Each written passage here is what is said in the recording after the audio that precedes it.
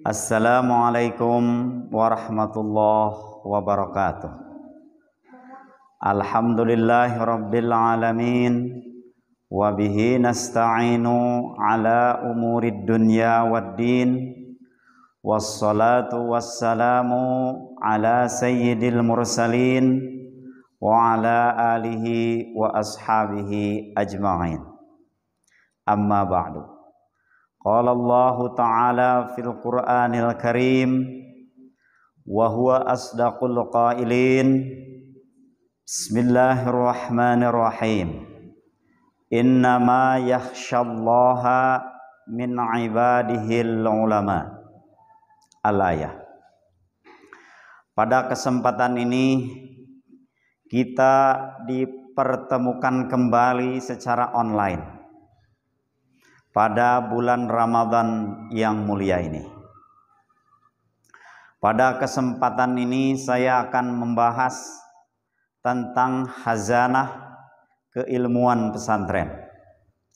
Khazanah itu adalah lemari atau dari kata khizanah lemari, dan khazanah adalah kekayaan atau perbendaharaan. Ada lagi kata khazin yang artinya penjaga gudang atau bendahara. Ada yang salah kaprah pada masyarakat kita tentang pembagian ilmu. Ada yang menyebutkan pembagian ilmu agama dan ilmu umum. Padahal para ulama tidak pernah membagi secara pembagian tersebut. Imam Ghazali membagi ilmu itu menjadi dua. Ada ilmu yang fardu ain dan ada ilmu yang fardu kifayah. Ilmu yang fardu kifayah adalah ilmu yang cukup dipelajari oleh sebagian orang dan maka gugur dosa dari sebagian yang lain. Contohnya seperti ilmu kedokteran, ilmu nahwu, ilmu hadis, ilmu tafsir. Itu adalah hal yang fardu kifayah. Sehingga kalau ada sebagian yang telah mempelajari, maka gugur dosa dari sebagian yang lain. Yang kedua adalah ilmu yang fardu ain. Ilmu yang fardu ain adalah ilmu yang wajib dipelajari oleh setiap muslim. Ada 3 ilmu yang masuk dalam kategori fardu ain. Yang pertama, ilmu tentang akidah. Ilmu akidah ini wajib dipelajari oleh setiap muslim. Karena ilmu akidahlah yang menjadikan keyakinan kita lurus dan tidak sesat. Dengan ilmu akidah kita tidak akan terjerumus pada keyakinan-keyakinan yang salah. Seperti keyakinan Jabariyah, keyakinan Mujassimah. Yang kedua adalah ilmu fikih. Karena dengan ilmu fikih seorang muslim dapat meluruskan cara beribadahnya sesuai dengan ketentuan. Karena Ibnu Ruslan berkata, wa kullu man bi ghairi ilmin ya'malu a'maluhu mardudatun la tuqbalu. Setiap orang yang beramal tanpa ilmu, maka seluruh amalnya ditolak, la tuqbalu, tidak akan diterima. Dengan ilmu fikih seorang muslim dapat lurus ibadahnya, dapat sah ibadahnya.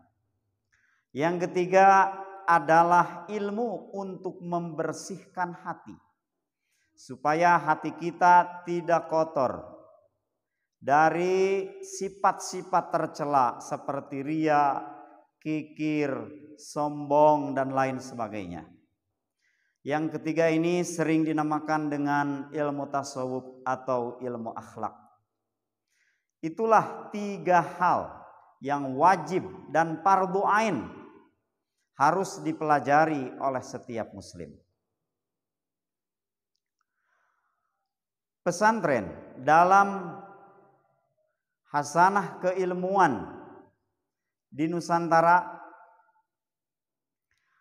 pesantren di samping memandu umat dengan akhlak, pesantren juga memandu umat dengan ilmu. Ada berbagai macam ilmu yang dipelajari di pesantren, baik yang menyangkut bahasa Arab maupun yang bukan. Yang menyangkut bahasa Arab itu ada 12 fan. Di antara yang 12 itu adalah ilmu nahwu, di mana ilmu nahwu digunakan untuk mempelajari bagaimana i'rab pada sebuah kata. Kemudian ada ilmu sorob, bagaimana tentang pembentukan sebuah kata. Kemudian ada ilmu bilaghah, yang di dalamnya ada 3, ilmu ma'ani, ilmu bayan, dan ilmu badi. Kemudian ada ilmu istiqaq, bagaimana mencari sebuah kata dari kata lain, mencari fi'il amar dari masdarnya. Kemudian ada lagi yang disebut dengan ilmu khat atau kaligrafi, bagaimana menulis bahasa Arab menjadi tulisan yang indah, dan itu ada banyak aliran dalam ilmu khat. Kemudian ada lagi yang disebut dengan insya atau bagaimana mengarang di dalam bahasa Arab. Ada lagi ilmu arud, itu adalah nyanyian. Kemudian ilmu syair dan ilmu qafiyah. Ada 12 ilmu yang mempelajari tentang bahasa Arab. Di samping ilmu bahasa Arab ada juga ilmu fikih. Itu juga dipelajari di pesantren-pesantren kita. Kemudian ada ilmu akhlak atau tasawuf. Ada lagi ilmu mantik yang mempelajari logika Aristoteles, dan juga ada ilmu makulat yang mempelajari makulatul makulah, ilmu makulat atau ilmu kategori. Kemudian ada lagi ilmu falak, di mana ilmu falak ini adalah ilmu untuk mempelajari bagaimana awal hilal, dan juga untuk awal salat, yang disebut dengan ilmu falak atau astronomi, yang emang sangat berkaitan dengan ibadahnya kaum muslim. Seperti waktu salat itu dipelajari atau menggunakan alat yang dinamakan dengan rubuk, yang artinya seperempat, yang emang bentuknya adalah seperempat. Saya jadi teringat dulu ayah saya almarhum, beliau ketika ada pagi yang cerah membawa alat yang disebut dengan rubuk, dengan ada besi yang digantungkan dengan benang ke alat tersebut untuk melihat posisi matahari, di mana dengan alat tersebut dapat diketahui adanya jam, dan dengan jam tersebut dapat diketahui dengan adanya waktu-waktu sholat. Ilmu falak tersebut dipelajari di pesantren dengan kitabnya Sulam Munayyiren. Ilmu mantik dipelajari di pesantren, diantaranya ada Sulam Munawwaraq, ada Isagoji dan yang paling tinggi, ada Syamsiyah, ada Mi'yarul Ilmi, Mi'yarul Ulum, karyanya Imam Al-Ghazali. Ada juga ilmu usul fikih, itu juga dipelajari di pesantren.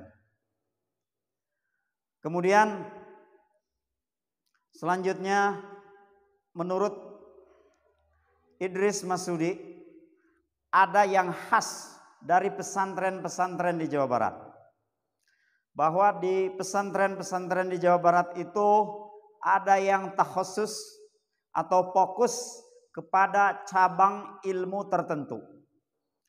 Misalkan di Garut ada yang disebut dengan pesantren Riyadul Alfiyah. Di sana dipelajari fokus adalah ilmu nahwu dan shorof atau ilmu alat. Itu letaknya ada di pesantren Riyadul Alfiyah di Sadang Wanaraja Garut. Nama Alfiyah itu diambil dari kitab yang dikarang oleh Ibnu Malik.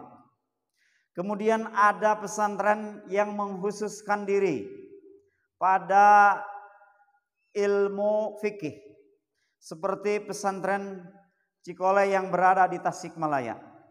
Biasanya ada kegiatan-kegiatan keagamaan atau keilmuan yang diadakan adalah pengajian ilmu fikih, terutama bajuri dan i'anatut thalibin. Kemudian ada yang mengkhususkan diri kepada usul fikih, seperti pesantren Riyadul Usuliyah di Tasikmalaya. Kemudian ada juga yang mengkhususkan diri pada ilmu mantik atau logika, seperti pesantren Ciberem di Sukabumi.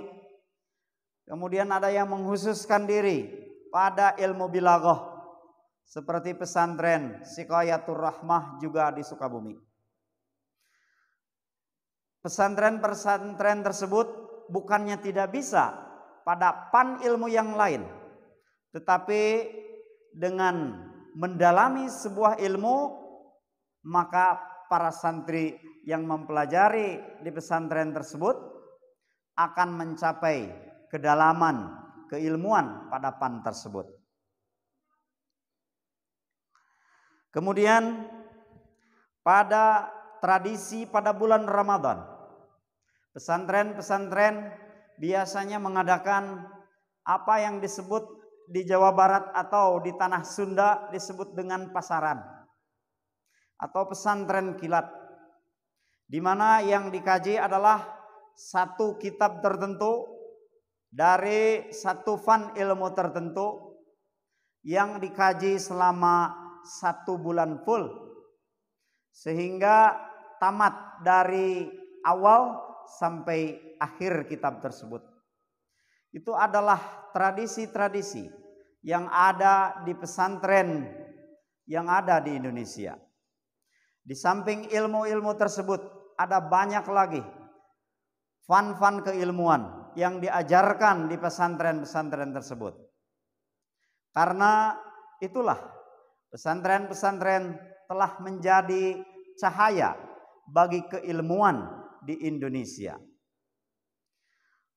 Sekian yang dapat saya sampaikan, semoga ada manfaatnya. Wabillahi taufiq wal hidayah. Wassalamualaikum warahmatullahi wabarakatuh.